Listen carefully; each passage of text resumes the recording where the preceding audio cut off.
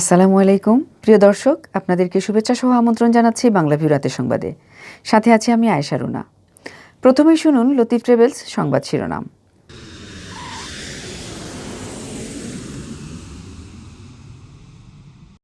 শারীরিক পরীক্ষা নিরীক্ষার জন্য বিএনপি চেয়ারপারসন খালেদা জিয়াকে হাসপাতালে ভর্তি। ইভেলি পরিচালনার জন্য কমিটি করে দেওয়ার কথা বলেছেন হাইকোর্ট। কমিটির দায়িত্ব হবে দায়দেনা নিরূপণ ও মনিটরিং। দীর্ঘ প্রতীক্ষার পর আংশিক কমিটি পেয়েও সিলেট জেলা ও মহানগর ছাত্রলীগের অসন্তোষ। কোটি টাকায় পদ বিক্রির অভিযোগ এনে কমিটি প্রত্যাখ্যান করে বিক্ষোভ, সড়ক অবরোধ, জেলা সেক্রেটারির বাসায় হামলা। চার্জ গঠন হয়নি এমসি কলেজ ছাত্রাবাসে গৃহবধূ ধর্ষণের পর ছিনতাই ও চাঁদাবাজির মামলার। অভিযোগ থেকে অব্যাহতি পেতে আসামির আবেদন। সিলেট নগরীর শাহজালাল উপশহরের সিটি কর্পোরেশনের অভিযান। রাস্তা ও ফুটপাতে মালপত্র রেখে দৌড়ে পালালেন হকার ও ব্যবসায়ীরা। শারদীয় দুর্গাপূজা উপলক্ষে 4 দিনের ছুটির কবলে বেনাপোল স্থলবন্দর। বন্ধ থাকবে আমদানি রপ্তানি, চালু থাকবে ইমিগ্রেশন কার্যক্রম। অবৈধ সম্পদ অর্জন ও তথ্য গোপন মামলায় সাবেক স্বরাষ্ট্র প্রতিমন্ত্রী লুৎফুজ্জামান বাবরের 8 বছরের কারাদণ্ড। দেশে করোনায় আরও 14 জনের প্রাণহানি, আক্রান্ত শনাক্ত 550। করোনায় মৃত্যুহীন আরও একদিন পার করল সিলেট বিভাগ, হাসপাতালে ভর্তি মাত্র 23। যুক্তরাষ্ট্র সফর শেষে দেশে ফিরলেন সিলেট মহানগরী যুবলীগের সভাপতি আলম খান মুক্তি। বিমানবন্দরে সংবর্ধনা। মহাষষ্ঠীর মধ্য দিয়ে শুরু হয়েছে সনাতন ধর্মাবলম্বীদের সর্ববৃহৎ ধর্মীয় অনুষ্ঠান শারদীয় দুর্গোৎসব। বাহরাইনেও দুর্গোৎসবের আয়োজন করেছে হিন্দু মহাজোট। এতক্ষণ শুনছিলেন শিরোনাম, এবার বিস্তারিত। বিএনপি চেয়ারপারসন বেগম খালেদা জিয়াকে এভারকেয়ার হাসপাতালে ভর্তি করা হয়েছে। মঙ্গলবার বিকাল 4টার দিকে তাকে হাসপাতালে নেওয়া হয়। প্রাথমিকভাবে শারীরিক পরীক্ষা নিরীক্ষার জন্য নেওয়ার কথা বলা হলেও পরে জানানো হয় তাকে হাসপাতালে ভর্তি করা হয়েছে। বিষয়টি নিশ্চিত করে বিএনপি চেয়ারপারসনের মিডিয়া উইংয়ের সদস্য সাইরুল কবির খান জানান, খালেদা জিয়ার শারীরিক পরীক্ষা নিরীক্ষার জন্য কয়েকদিন সময় লাগতে পারে, তাই হাসপাতালে ভর্তির সিদ্ধান্ত নেওয়া হয়। বিএনপির একটি সূত্র জানায়, খালেদা জিয়ার শারীরিক অবস্থা খুব একটা ভালো নয়। তিনি গত কয়েকদিন ধরে জ্বরে আক্রান্ত। এজন্য তাকে হাসপাতালে নেওয়া হয়েছে। করোনা ভাইরাসে আক্রান্ত হয়ে গত 27 এপ্রিল রাজধানীর এভারকেয়ার হাসপাতালে ভর্তি হন খালেদা জিয়া। সেখানে 54 দিন চিকিৎসা শেষে গত 19 জুন রাতে গুলশানের বাসভবনে ফেরেন খালেদা জিয়া। 2018 সালের 8 ফেব্রুয়ারি জিয়া অরফানেজ ট্রাস্ট দুর্নীতির মামলায় তার 5 বছরের কারাদণ্ড হয়। এরপর প্রথমে পুরান ঢাকার বিশেষ কারাগার ও পরে কারাবন্দী অবস্থায় বিএসএমইউর হাসপাতালে চিকিৎসাধীন ছিলেন তিনি। পরবর্তীতে দেশে করোনার প্রাদুর্ভাব দেখা দিলে খালেদা জিয়ার পরিবারের আবেদনের প্রেক্ষিতে সরকার নির্বাহী আদেশে তার 6 মাসের সাজা স্থগিত করে মুক্তি দেয়। এরপর আরও 3 দফায় তার সাজা স্থগিতের মেয়াদ বাড়ায় সরকার। ই-কমার্স প্রতিষ্ঠান ইভেলি পরিচালনার জন্য কমিটি করে দেওয়ার কথা বলেছেন হাইকোর্ট। একজন অবসরপ্রাপ্ত বিচারপতি, সচিব, চার্টার্ড অ্যাকাউন্টেন্টকে এতে রাখা হতে পারে। এ বিষয়ে বুধবার আদেশ দেবেন হাইকোর্ট। মঙ্গলবার বিচারপতি মোহাম্মদ খুরশিদ আলম সরকারের হাইকোর্ট বেঞ্চে সিদ্ধান্তের কথা জানান। বিষয়টি নিশ্চিত করেছেন রিটকারী আইনজীবী ব্যারিস্টার সৈয়দ মাহসিব হুসাইন। তিনি বলেন, আদালত যে কমিটি গঠন করে দেবেন তাদের কাজ হবে ইভেলির দায়দেনা নিরূপণ করা ও সব বিষয় মনিটরিং করা। আদালতে রিটের পক্ষে শুনানি করেন ব্যারিস্টার এন.এম. মাসুম ও ব্যারিস্টার সৈয়দ মাহসিব হুসাইন। বাণিজ্য মন্ত্রণালয়ের পক্ষে ছিলেন আইনজীবী তাপস বল। এদিকে ই-কমার্স প্রতিষ্ঠান ইভেলির সব নথি হাইকোর্টে জমা দেওয়া হয়েছে। সোমবার বিচারপতি মোহাম্মদ খুরশিদ আলম সরকারের হাইকোর্ট বেঞ্চে এসব নথি দাখিল করেন জয়েন্ট স্টক কোম্পানির রেজিস্ট্রার। এর আগে গত 30 সেপ্টেম্বর ইভেলির সব নথি তলব করেন হাইকোর্ট। 11 অক্টোবরের মধ্যে জয়েন্ট স্টক কোম্পানির রেজিস্ট্রারকে আদালতে সব নথি দাখিল করতে বলা হয়। বিষয়টি নিশ্চিত করেছেন রিটকারী আইনজীবী ব্যারিস্টার সৈয়দ মাহসিব হুসাইন। তিনি বলেন, আদালত যে কমিটি গঠন করে দেবেন তাদের কাজ হবে ইভেলির দায়দেনা নিরূপণ করা ও সব বিষয় মনিটরিং করা। আদালতে রিটের পক্ষে শুনানি করেন ব্যারিস্টার এন.এম. মাসুম ও ব্যারিস্টার সৈয়দ মাহসিব হুসাইন। বাণিজ্য মন্ত্রণালয়ের পক্ষে ছিলেন আইনজীবী তাপস বল। এদিকে ই-কমার্স প্রতিষ্ঠান ইভেলির সব নথি হাইকোর্টে জমা দেওয়া হয়েছে। সোমবার বিচারপতি মোহাম্মদ খুরশিদ আলম সরকারের হাইকোর্ট বেঞ্চে এসব নথি দাখিল করেন জয়েন্ট স্টক কোম্পানির রেজিস্ট্রার। এর আগে গত 30 সেপ্টেম্বর ইভেলির সব নথি তলব করেন হাইকোর্ট। 11 অক্টোবরের মধ্যে জয়েন্ট স্টক কোম্পানির রেজিস্ট্রারকে আদালত সব নথি দাখিল করতে বলা হয়। ইভেলির সম্পত্তিতে নিষেধাজ্ঞার আদেশের ধারাবাহিকতায় বিচারপতি মোহাম্মদ খুরশিদ আলম সরকারের হাইকোর্ট বেঞ্চ ওই আদেশ দেন। আদালতে আবেদনের পক্ষে শুনানি করেন আইনজীবী সৈয়দ মাহসিব হুসাইন। গত 22 সেপ্টেম্বর ইভেলির স্থাবর অস্থাবর সম্পত্তি বিক্রি ও হস্তান্তরের নিষেধাজ্ঞা দেন হাইকোর্টে। গত 22 সেপ্টেম্বর ইভেলির স্থাবর অস্থাবর সম্পত্তি বিক্রি ও হস্তান্তরের নিষেধাজ্ঞা দেন হাইকোর্ট। একই সঙ্গে ইভেলিকে কেন অবসায়ন করা হবে না তা জানতে চেয়েছেন আদালত। এজন্য একটি নোটিশ ইস্যু করা হয়েছে। 30 সেপ্টেম্বরের মধ্যে বিবাদীদের নোটিশের জবাব দিতে বলা হয়।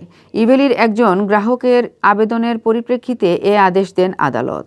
আইনজীবী সৈয়দ মাহসিব হুসেন জানান, ফরহাদ হোসেন নামে এক গ্রাহক গত মে মাসে ইভেলিতে একটি ইলেকট্রনিক পণ্য অর্ডার করেন। অর্ডারের সময়ই পণ্যের সম্পূর্ণ মূল্য তিনি মোবাইল ব্যাংকিংয়ের মাধ্যমে পরিশোধ করেন। বিনিময়ে ইভেলি তাকে একটি রসিদ দেয়। অর্ডার দেওয়ার পর দীর্ঘদিন পেরিয়ে গেলেও পণ্যটি তাকে হস্তান্তর করেনি ইভেলি। প্রতিষ্ঠানটির সঙ্গে যোগাযোগ করা হলে তারা পণ্য দেওয়ার আশ্বাস দেয়, কিন্তু টাকা রিফান্ড বা পণ্য কোনোটিই না পেয়ে অবশেষে তিনি উচ্চ আদালতের দ্বারস্থ হন। আবেদনে ওই গ্রাহক ইভেলির অবসায়ন চান। তিনি বলেন, ফরহাদ হোসেনের আবেদনটি আদালত এডমিট করে আদেশ দেন। আদেশে আদালত বলেছেন, ইভেলির যত সম্পদ আছে সেটা যেন বিক্রি অথবা ট্রান্সফার না করা হয়। একই সঙ্গে ইভেলিকে কেন অবসায়ন করা হবে না তা জানতে চেয়েছেন আদালত।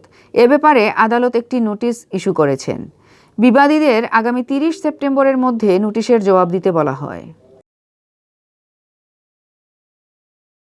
দীর্ঘ প্রতীক্ষার পর কেন্দ্র থেকে ঘোষণা করা হয়েছে সিলেট জেলা ও মহানগর ছাত্রলীগের সভাপতি ও সাধারণ সম্পাদকের নাম।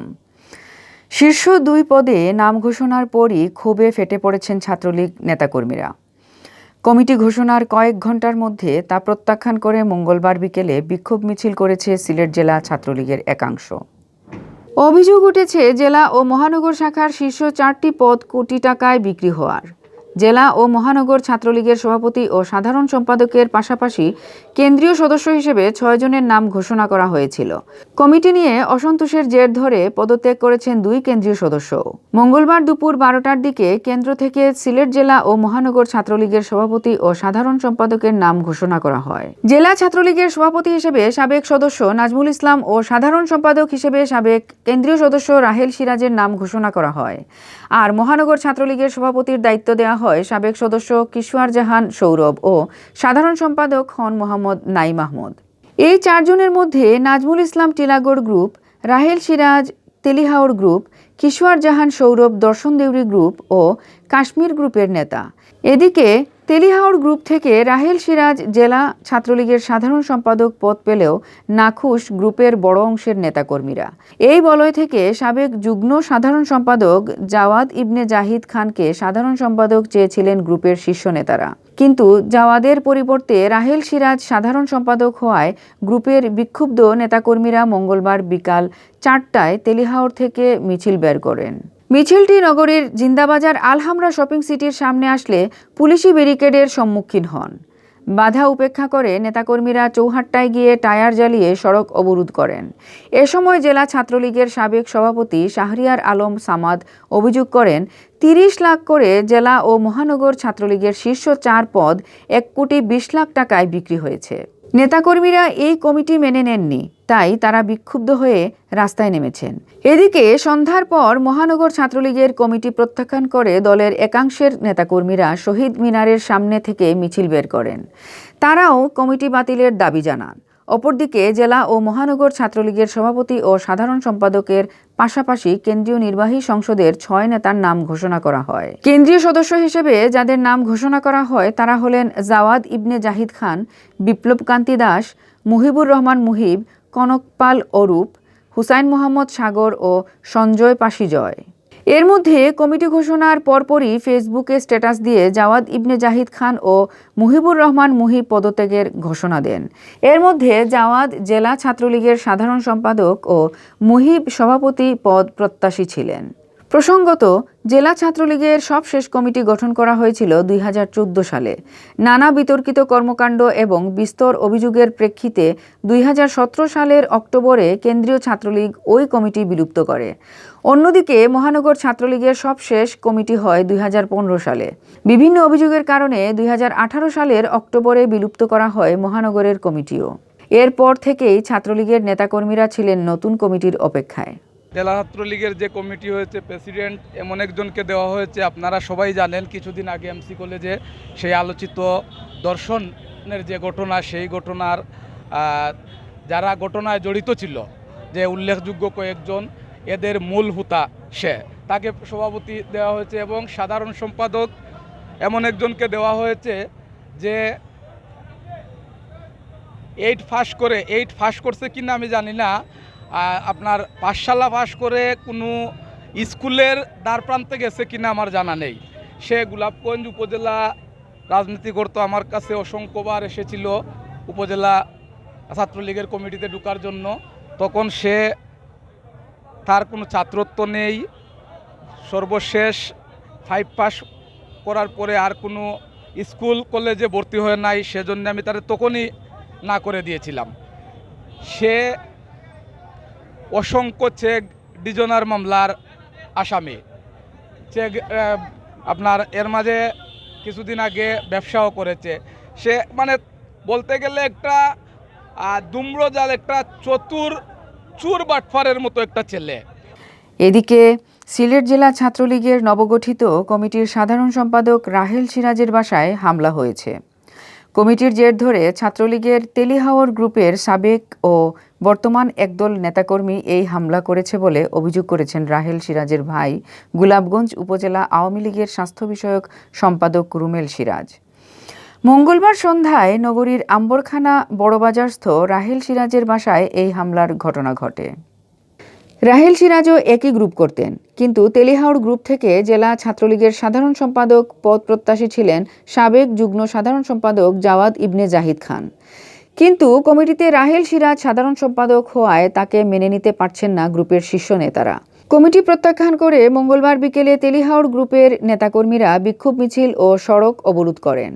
রাহেল সিরাজের ভাই অভিযোগ করেন, সিলেট জেলা ছাত্রলীগের সাবেক সভাপতি শাহরিয়ার আলম সামাদ, মহানগর শাখার সাবেক সহসভাপতি সুজেল তালুকদার ও যুবলীগ নেতা দুলাল আহমেদের নেতৃত্বে 10-15টি মোটরসাইকেল 30-35 জন যুবক তার বাসায় হামলা চালান। এ সময় তাকে বাইরে পেয়ে তার উপরও হামলার চেষ্টা করা হয়। তিনি দৌড়ে বাসায় ঢুকে আত্মরক্ষা করেন। এরপর হামলাকারীরা বাসায় ইটপাটকেল নিক্ষেপ করে পালিয়ে যান। এদিকে খবর পেয়ে আম্বরখানা পুলিশ ফাঁড়ির ইনচার্জ এসআই মফিজুর রহমানের নেতৃত্বে একদল পুলিশ ঘটনাস্থল পরিদর্শন করেন।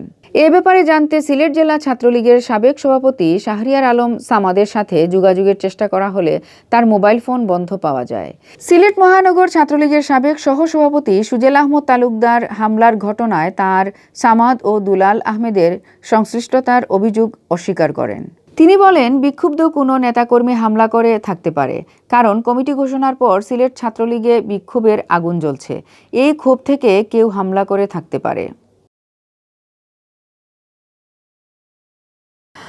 আসামিদের অব্যাহতির আবেদনের প্রেক্ষিতে সিলেট এমসি কলেজ ছাত্রাবাসে গৃহবধূ গণধর্ষণের পর চাঁদাবাজি ও ছিনতাইয়ের অভিযোগে দায়েরকৃত মামলায় চার্জ গঠন হয়নি। অব্যাহতি আবেদনের শুনানি শেষে মামলার চার্জ গঠন হবে বলে জানিয়েছেন আদালতের রাষ্ট্রপক্ষের আইনজীবী রাশিদা সাইদা খানম। মঙ্গলবার দুপুরে সিলেটের নারী ও শিশু নির্যাতন দমন ট্রাইব্যুনালে পুলিশের দায়ের করা ছিনতাই ও চাঁদাবাজির মামলার চার্জ গঠনের দিন নির্ধারিত ছিল। ট্রাইব্যুনালের পিপি রাশিদা সাইদা খানম জানান, মামলার প্রধান আসামি সাইফুর রহমানের আইনজীবী ওই মামলা থেকে তার মক্কেলকে অব্যাহতি দানের আবেদন করলে বিচারক মুহিতুল হক আবেদনটি শুনানির জন্য রেখে দেন। ফলে চার্জ গঠন হয়নি। কারাগার থেকে আদালতে আসামিদের নিয়ে আসা হলেও বিচারকের সামনে হাজির করা হয়নি। গত বছরের 3 ডিসেম্বর মামলার প্রধান অভিযুক্ত ছাত্রলীগ কর্মী সাইফুর সহ 8 জনের বিরুদ্ধে আদালতে অভিযোগপত্র জমা দেয় পুলিশ। এর মধ্যে ধর্ষণ মামলার অভিযোগপত্র নারী ও শিশু নির্যাতন দমন ট্রাইব্যুনালে এবং চাঁদা দাবি ও গাড়ি ছিনতাই মামলার অভিযোগপত্রটি মহানগর দায়রা জজ আদালতে জমা দেয় পুলিশ। অভিযোগপত্রে অভিযুক্ত ৮ আসামির মধ্যে ৬ জনকে ধর্ষণে সরাসরি জড়িত আর ২ জনকে তাদের সহযোগী হিসেবে উল্লেখ করা হয়েছে। সরাসরি জড়িত অভিযুক্তরা হলেন ছাত্রলীগ কর্মী সাইফুর রহমান, শাহ মাহবুবুর রহমান রনি, তারেকুল ইসলাম তারেক। এর আগে ডিএনএ টেস্টেও গ্রেপ্তার আসামিদের ডিএনএ নমুনার সাথে ঘটনাস্থলের ডিএনএ নমুনার মিল পাওয়া যায়। বাদীপক্ষের আইনজীবী অ্যাডভোকেট মোহাম্মদ শহীদুজ্জামান জানান, এমসি কলেজ ছাত্রাবাসে আলোচিত এ ধর্ষণের অভিযোগে একটি এবং ধর্ষিতার স্বামীর কাছে চাঁদা দাবি ও গাড়ি ছিনতাইয়ের ঘটনায় পুলিশ বাদী হয়ে আরেকটি মামলা করে। বাদীপক্ষ মনে করে একই ঘটনায় পৃথক একটি মামলা ২ আদালতে বিচার কাজ পরিচালিত হলে সাক্ষীরা ২ আদালতেই সাক্ষী দিতে হবে। এতে নানা অসঙ্গতি দেখা দিবে। এতে বিচার প্রক্রিয়াও অব্যাহত হবার আশঙ্কা থেকেই যায়। তাই ২টি মামলাই একই আদালতে বিচার করার জন্য আদালতে আবেদন জানানো হয়েছে। পরে হাইকোর্ট ২টি মামলা একই আদালতে বিচারের আদেশ দেন। এ আদেশের পর সিলেটের নারী ও শিশু নির্যাতন দমন ট্রাইব্যুনালে ২টি মামলা একসাথে বিচার করার সিদ্ধান্ত নেওয়া হয়। ধর্ষণের ঘটনায় দায়ের করা মামলায় গত ১৭ জানুয়ারি ৮ আসামির বিরুদ্ধে চার্জ গঠনের মাধ্যমে মামলার আনুষ্ঠানিক বিচার প্রক্রিয়া শুরু হয়। কিন্তু এখনও সাক্ষ্য গ্রহণ শুরু হয়নি। গত বছরের ২৫ সেপ্টেম্বর রাত ৯:৩০টার দিকে এমসি কলেজে স্বামীর সাথে বেড়াতে আসা ওই গৃহবধূকে ক্যাম্পাস থেকে তুলে ছাত্রাবাসে নিয়ে ধর্ষণ করেন কয়েকজন ছাত্রলীগ কর্মী। এ ঘটনায় পরদিন সকালে নির্যাতিতা গৃহবধূর স্বামী বাদী হয়ে শাহপরান থানায় ছাত্রলীগ কর্মী সাইফুর রহমানকে প্রধান আসামি করে ৬ জনের নাম উল্লেখ করে অজ্ঞাত আরও ২-৩ জনকে আসামি করে মামলা করেন। মামলায় গ্রেপ্তার ৮ আসামি আদালতে ১৬৪ ধারায় স্বীকারোক্তিমূলক জবানবন্দি দিয়েছেন। বহুল আলোচিত এ মামলায় ৪৯ জনকে সাক্ষী রাখা হয়েছে।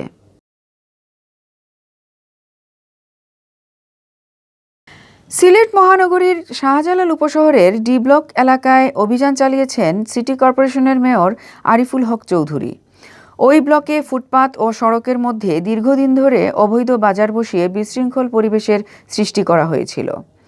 হঠাৎ করে চলা এই অভিযান দেখে রাস্তা ও ফুটপাত দখল করে বসা হকাররা মাছ, তরকারি ও অন্যান্য জিনিসপত্র নিয়ে দৌড়ে পালিয়ে যান। মঙ্গলবার সকালে এই অভিযান চালানো হয়। শাহজালাল উপশহরের ডি ব্লকের মূল সড়কের পাশে দীর্ঘদিন ধরে একটি চক্র অবৈধ বাজার বসিয়ে রেখেছিল। মাছ, মুরগি, তরকারি সহ বিভিন্ন ধরনের পণ্য এই বাজারে বিক্রি হতো। ফুটপাত ও সড়ক ঘিরে গড়ে ওঠা এই অবৈধ বাজারের কারণে স্থানীয় বাসিন্দারা ভোগান্তি পোহাচ্ছিলেন। অবৈধ বাজারের কারবারিরা প্রতিদিন পচা মাছ, তরকারি এবং মুরগির নাড়িভুড়ি ফেলে যেত। তাতে ছড়াতো দুর্গন্ধ। ফুটপাত দখল করে রাখায় স্থানীয়দের চলাচলে বিঘ্ন ঘটত। সড়কের মধ্যে দোকান বসানোয় সড়ক সংকুচিত হয়ে তৈরি হতো যানজটের। স্থানীয় লোকজন এই অবৈধ বাজার উচ্ছেদের দাবি জানিয়ে আসছিলেন। সিটি কর্পোরেশনের পক্ষ থেকে এই বাজারের কারবারিদের সরে যাওয়ার জন্য একাধিকবার বলা হয়েছে, কিন্তু তাতে তারা কর্ণপাত না করায় মঙ্গলবার চালানো হয় অভিযান। মঙ্গলবার সকালে স্থানীয় কাউন্সিলর সালেহ আহমদ সেলিমকে সাথে নিয়ে সিটি মেয়র আরিফুল হক চৌধুরীর নেতৃত্বে অভিযান শুরু হলে হকার ও ব্যবসায়ীরা মালপত্র ফেলে দৌড়ে পালিয়ে যান। পরে অবৈধ স্থাপনাগুলোও গুড়িয়ে দেওয়া হয়। এ প্রসঙ্গে সিসিক মেয়র আরিফুল হক চৌধুরী বলেন, অবৈধ বাজার বসিয়ে তারা পরিবেশ নষ্ট করছিল, মানুষ ভোগান্তি পোহাচ্ছিল। বারবার বলা সত্ত্বেও তারা বাজার সরায়নি। বাধ্য হয়ে আমরা ব্যবস্থা গ্রহণ করছি। শারদীয় দুর্গাপূজা উপলক্ষে মঙ্গলবার থেকে টানা ৪ দিনের ছুটির কবলে পড়েছে দেশের সর্ববৃহৎ বেনাপোল স্থলবন্দর। এ সময় ভারতের পেট্রাপোল বন্দরের সঙ্গে দেশের আমদানি রপ্তানি বাণিজ্য বন্ধ থাকবে। ১০ কিলোমিটার যানজটে শত শত রপ্তানি পণ্যবাহী ট্রাক আটকা পড়ে আছে। ৪ দিনের ছুটিতে যানজট আরও বাড়বে। তবে এ ছুটিতে বেনাপোল কাস্টম হাউস ও বন্দরে পণ্য খালাস এবং বাংলাদেশ ভারতের মধ্যে পাসপোর্ট যাত্রী চলাচল স্বাভাবিক থাকবে বলে জানিয়েছেন সংশ্লিষ্টরা। ভারতের পেট্রাপোল বন্দর C&F এজেন্ট স্টাফ ওয়েলফেয়ার অ্যাসোসিয়েশনের সাধারণ সম্পাদক কার্তিক চক্রবর্তী জানান, দুর্গাপূজা উপলক্ষে ভারতে ১২ অক্টোবর থেকে ১৫ অক্টোবর পর্যন্ত ছুটি।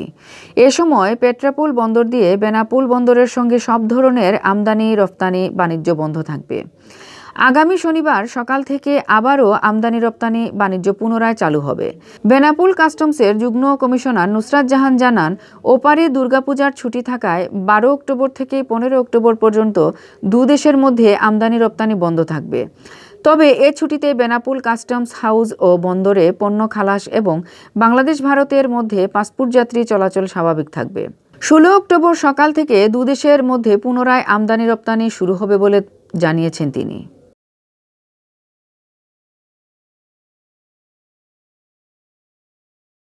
অবৈধ সম্পদ অর্জন ও তথ্য গোপনের মামলায় সাবেক স্বরাষ্ট্র প্রতিমন্ত্রী লুৎফুজ্জামান বাবরকে 8 বছরের কারাদণ্ড দিয়েছেন আদালত। মঙ্গলবার ঢাকার বিশেষ জজ আদালত 7-এর বিচারক মোহাম্মদ শহীদুল ইসলামের আদালতে আদেশ দেন। দুর্নীতি দমন কমিশন আইনের 26-এর 2 ধারায় 3 বছর ও 27-এর 1-এর ধারায় 5 বছরের কারাদণ্ড দিয়েছেন আদালত। একই সঙ্গে 10,000 টাকা অর্থদণ্ড অনাদায়ে আরও 3 মাস কারাভোগের আদেশ দেন। আদালত আদেশে বলেন, দুটি ধারার সাজা একসঙ্গে চলবে। 2007 সালের 26 জুলাই থেকে এ মামলায় কারাগারে থাকা বাবর সাজার মেয়াদ ইতোমধ্যে শেষ করে ফেলেছেন। এদিন সকাল 10:50 বাবরকে কারাগার থেকে আদালতে হাজির করা হয়। পরে আদালত তার উপস্থিতিতে রায় ঘোষণা করেন। রায় ঘোষণা শেষে সাজা পরোয়ানা জারি করে কারাগারে পাঠানো হয়। এর আগে গত 4 অক্টোবর রাষ্ট্রপক্ষ ও আসামিপক্ষের যুক্তি উপস্থাপন শুনানি শেষে রায় ঘোষণার জন্য এ দিন ধার্য করেন আদালত। 2007 সালের 28 মে সাবেক তত্ত্বাবধায়ক সরকারের সময়ে যৌথ বাহিনীর হাতে আটক হন সাবেক স্বরাষ্ট্র প্রতিমন্ত্রী লুৎফুজ্জামান বাবর। অবৈধ সম্পদ অর্জন ও তথ্য গোপনের অভিযোগে তার বিরুদ্ধে 2008 সালের 13 জানুয়ারি রমনা থানায় মামলা হয়। মামলাটি করেন দুদকের সমন্বিত জেলা কার্যালয় চট্টগ্রাম 1-এর সহকারী পরিচালক মির্জা জাহিদুল আলম। তদন্ত শেষে ওই বছরের 16 জুলাই দুদকের উপসহকারী পরিচালক রূপক কুমার সাহা আদালত চার্জশিট দাখিল করেন। চার্জশিটে বাবরের বিরুদ্ধে 7,91,896 টাকার অবৈধ সম্পদ রাখার অভিযোগ আনা হয়। তিনি দুদককে 6,77,31,312 টাকার সম্পদের হিসাব দাখিল করেছিলেন। তার অবৈধ সম্পদের মধ্যে 6,79,49,218 টাকা এবং বাড়ি নির্মাণ বাবদ 26,42,678 টাকা গোপনের কথা উল্লেখ করা হয়। একই বছরের 12 আগস্ট আসামির বিরুদ্ধে চার্জ গঠন করেন আদালত। বাবরকে 2014 সালের 4 ফেব্রুয়ারি 10 ট্রাক অস্ত্র মামলায় এবং 2018 সালের 10 অক্টোবর 21 আগস্ট গ্রেনেড হামলা মামলায় মৃত্যুদণ্ড দেওয়া হয়। সেনা নিয়ন্ত্রিত তত্ত্বাবধায়ক সরকারের সময়ে 2007 সালের 28 মে যৌথ বাহিনীর হাতে আটক হন সাবেক স্বরাষ্ট্র প্রতিমন্ত্রী বাবর। নেত্রকোনা 4 আসনের সাবেক সংসদ সদস্য বাবর 1991 সাল থেকে 3 বার সংসদে প্রতিনিধিত্ব করেন। 2001 সালে বিএনপি সরকারের প্রতিমন্ত্রীর দায়িত্বে ছিলেন তিনি। মহামারী করোনা ভাইরাসে দেশে গত একদিনে আরও 14 জন মারা গেছেন। এছাড়া গত একদিনে 543 জনের করোনা শনাক্ত হয়েছে। আর এ সময় সুস্থ হয়েছেন 701 জন। মঙ্গলবার বিকালে স্বাস্থ্য অধিদপ্তর থেকে পাঠানো করোনা বিষয়ক বুলেটিনে এ তথ্য জানানো হয়।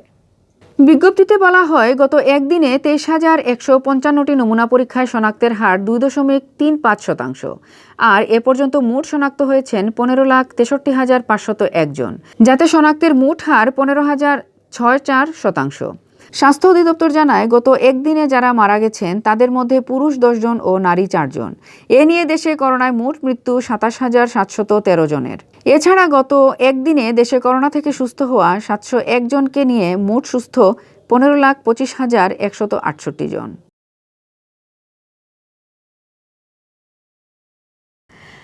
সিলেটে করোনা ভাইরাসে আরেকটি মৃত্যুহীন দিন পার হয়েছে। সর্বশেষ 24 ঘন্টায় এ বিভাগে করোনা আক্রান্ত হয়ে কেউ মারা যাননি। নতুন রোগী শনাক্তও কম। 24 ঘন্টায় নমুনা পরীক্ষায় আক্রান্ত শনাক্ত হয়েছেন 9 জন।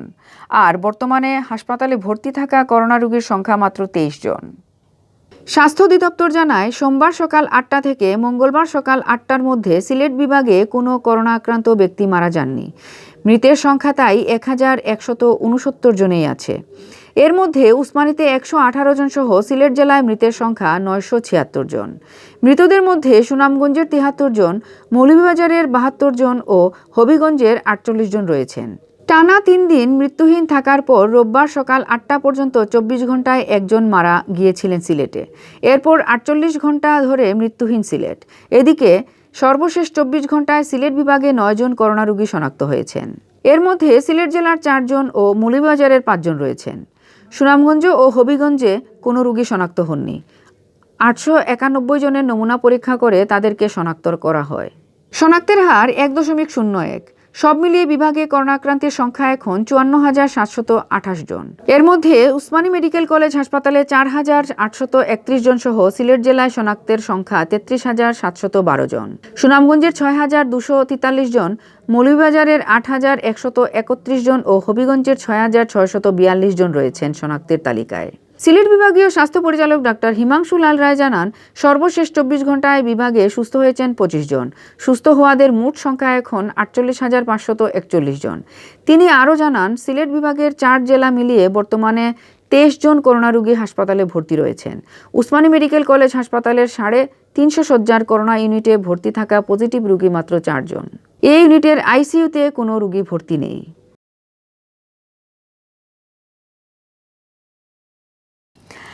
জাতিসংঘের ৭৬তম সাধারণ অধিবেশনে মাননীয় প্রধানমন্ত্রী শেখ হাসিনা ও পররাষ্ট্রমন্ত্রী ডক্টর এ.কে আব্দুল মোমেনের সফরসঙ্গী হিসেবে যোগদান ও যুক্তরাষ্ট্র সফর শেষে দেশে ফিরেছেন সিলেট মহানগর যুবলীগের সভাপতি আলম খান মুক্তি।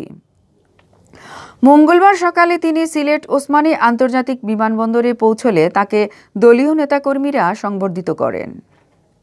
সিলেট জেলা যুবলীগের সভাপতি শামীম আহমেদের সভাপতিত্বে ও মহানগর যুবলীগের সাধারণ সম্পাদক মুশফিক জায়গিরদারের পরিচালনায় সংবর্ধনা অনুষ্ঠানে বক্তব্য রাখেন সিলেট জেলা স্বেচ্ছাসেবক লীগের সভাপতি আফসর আজিজ ও সিলেট জেলা যুবলীগের সাধারণ সম্পাদক মোহাম্মদ শামীম আহমদ। এ সময় আলম খান মুক্তি তার বক্তব্যে বলেন, প্রধানমন্ত্রী শেখ হাসিনার দৃঢ় নেতৃত্বে বাংলাদেশে মহামারী মোকাবেলায় সরকারের জীবন ও জীবিকার সুষম নীতির কারণেই বাংলাদেশের উন্নয়নের বিষয়টি সম্ভব হয়েছে। দুর্নীতিতে চ্যাম্পিয়ন হওয়া বাংলাদেশ আজ প্রধানমন্ত্রী শেখ হাসিনার নেতৃত্বে উন্নয়নের সব ক্ষেত্রে এগিয়ে যাচ্ছে। অর্থনীতি, মানব সম্পদ, অবকাঠামো, নিরাপত্তা, রাষ্ট্র ব্যবস্থাপনা থেকে শুরু করে এমন কোনো ক্ষেত্র নেই যেখানে উন্নতির ছোঁয়া লাগেনি। বহির্বিশ্বে শেখ হাসিনার নেতৃত্ব আজ প্রশংসিত হচ্ছে।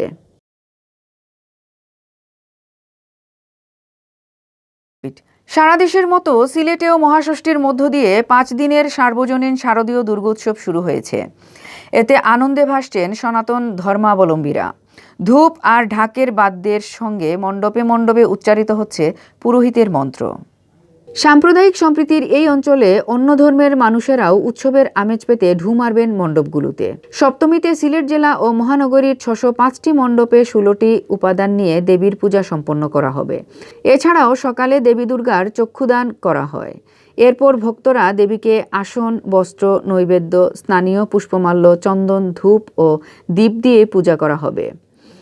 পূজার আয়োজন প্রসঙ্গে সিলেট পূজা উদযাপন পরিষদের নেতৃবৃন্দ জানান, পূজা উদযাপনের সার্বিক বিষয় দেখভালের জন্য মনিটরিং সেল রয়েছে।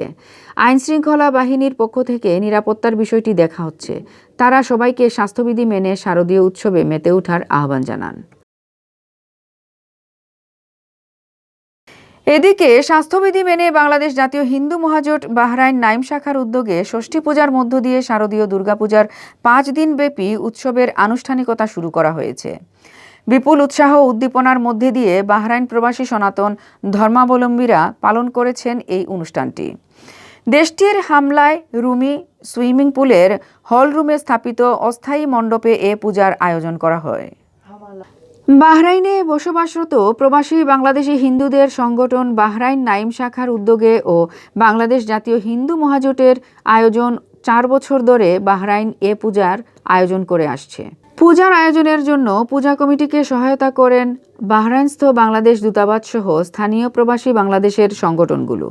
উদ্বোধনী অনুষ্ঠানে আয়োজক কমিটির মধ্যে উপস্থিত ছিলেন পূজা কমিটির সভাপতি অভিনাশ পাল, পূজা কমিটির প্রধান উপদেষ্টা সুকুমার যিশু, বাংলাদেশ জাতীয় হিন্দু মহাজোট বাহরাইন শাখার সভাপতি বকুল সূত্রধর, পূজা কমিটির সাধারণ সম্পাদক বাবু দুলাল দাস, হিন্দু মহাজোটের সাধারণ সম্পাদক বিষ্ণুপদ দেব, হিন্দু মহাজোটের সাংগঠনিক সম্পাদক বিধান মজুমদার, পূজা কমিটির সাংগঠনিক সম্পাদক অনুকূল দেবনাথ সহ সংগঠনের নেতৃবৃন্দ মঙ্গল প্রদীপ প্রজ্বলন ও মহাষষ্ঠীর পূজার মাধ্যমে ৫ দিনব্যাপী পূজার শুভ সূচনা করা হয়। পূজার পুরোহিত্য করেন রাজীব চক্রবর্তী ও শ্রী রামকৃষ্ণ চক্রবর্তী।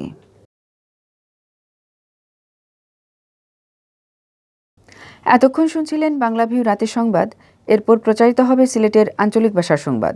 দেখার আমন্ত্রণ রইল। সাথে থাকার জন্য ধন্যবাদ।